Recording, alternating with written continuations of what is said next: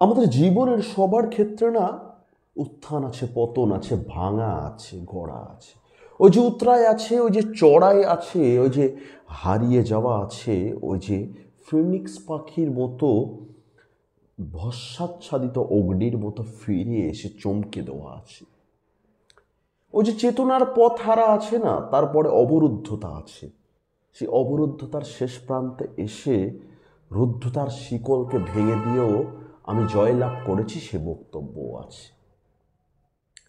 আমরা যখন প্রথাগতভাবে বা সাধারণ জীবনের লড়াই করা কোনো একটি মেয়ের গল্প শুনি, শুনতে গিয়ে একটি মেয়ের যখন জীবনের কথা শুনি, সেই জীবনের কথা আমাদের চমকে দেয়, আমাদের ধমকে দেয়, আমাদের থমকে দেয়।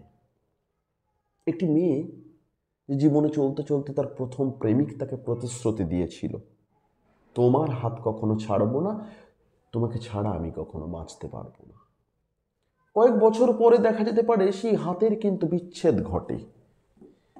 দুটোখানি হাত একে অপরের থেকে চূড়ান্তভাবে সরে যায়, তারা ভালো থাকে।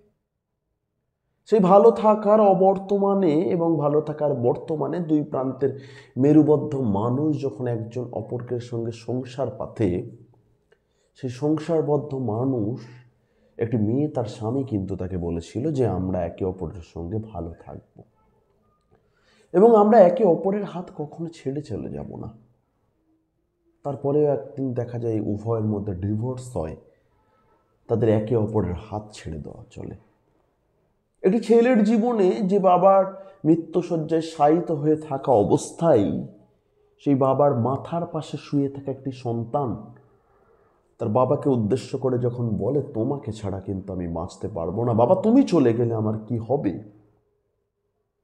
সেই ছেলেটিও বাঁচে, বেদমভাবে বাঁচে। তার বাবা চলে যাওয়ার পরেও বাঁচে।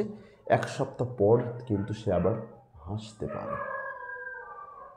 পাকিস্তানের ক্রিকেটার শোয়েব মালিক আমাদের ভারতীয় টেনিস সেন্সেশন সানিয়া মির্জা যখন বিয়ে করেছিল, ওই যে হাতে হাত রাখা, ওই যে মুষ্টিবদ্ধ হাত, ওই যে চেতনাবদ্ধ হাত নিয়ে একে অপরের সঙ্গে যখন মিলিয়ে দেওয়া, সেই বিয়ের মধ্যে দিয়ে যখন ঘোষণা করা হয়েছিল আমরা একে অপরকে কখনো হাত ছেড়ে যাব না, তারাও কিন্তু একে অপরকে হাত ছেড়ে যায় এবং হাত ছেড়ে যাওয়ার একদিনের মধ্যেই আবার সেই প্লেয়ার বিয়ে করেন।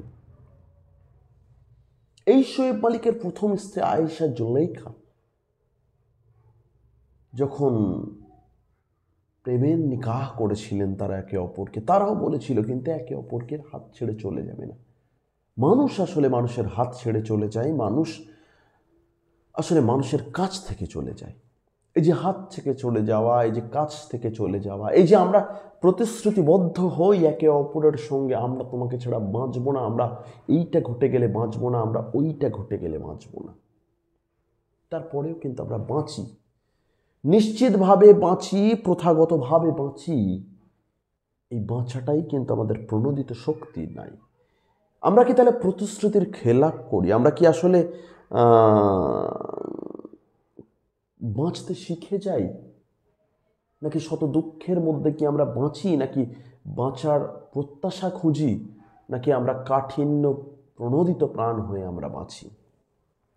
এর কোনো উত্তর নেই, এর কোনো চাহিদা নেই, এর কোনো ধাঁধা নেই। আসলে কি জানো তো, যে আমরা এত অল্প সময়ে ভেঙে পড়তাম, আমরা একটি অবলম্বনকে আঁকড়ে বাঁচতে চাইতাম, আমাদের কি হবে আমরা বুঝতে পারতাম না।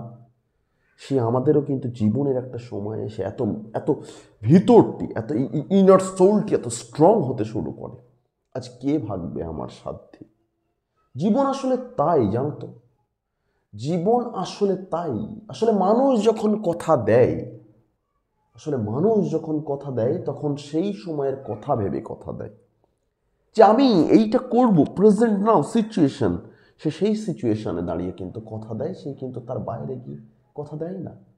আর এতে পড়ে কি হয়, সেই সময়ের অনেক মধুর হয়তো বা সেই সময়ের অনেক মধুর সম্পর্ক হয়তো বা যা আমাদের মধ্যে ছিল, যা আমাদের মধ্যে মধুরতা এনে দিয়েছিল, সেই জীবনটা কিন্তু সুন্দর হয় না। সময় বদলালে প্রতিশ্রুতিও বদলে যায়।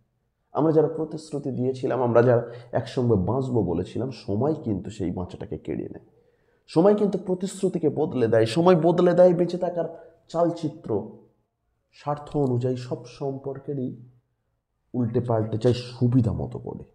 এই মুদ্রার এপিঠ ওপিঠের মতো করে জীবনের স্বার্থ যত বদলে যায়, মানুষের চেতনা তত বদলে যায়। আসলে কোনো কিছুই কোনো কিছুর জন্যে পড়ে থাকে না।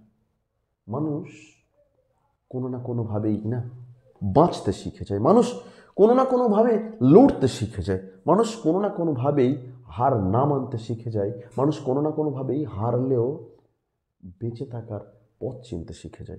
সুতরাং তোমাকে, তোমাদের সবাইকে উদ্দেশ্য করে বলি, দুঃখ পাবে, বেদনা পাবে, কষ্ট পাবে, সময় দাও, বাঁচতে শিখে যাবে।